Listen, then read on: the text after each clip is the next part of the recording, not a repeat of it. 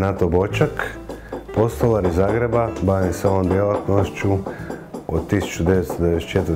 sam vlasnik obrta, a počeo sam raditi kao mali klinac kod tate. Dolazio sam kod tate u posjetu i oduševilo me kako ti majstori izrađuju od komadića kože tako lijepe proizvode. Cjelokupni dojam me jednostavno začarao, tako da sam nastavio cijeli život raditi to. Sam postupak izrade obuće je vrlo kompleksan. Nijedna cipela se ne izrađuje ispod 100 operacija. Prošli tjedan smo baš popravljali jedne cipele koje datiraju iz 1983. Kao obrt koji egzistira na tržištu jako dugo godina, imamo naravno i puno kupaca i dosta ljudi zna za nas.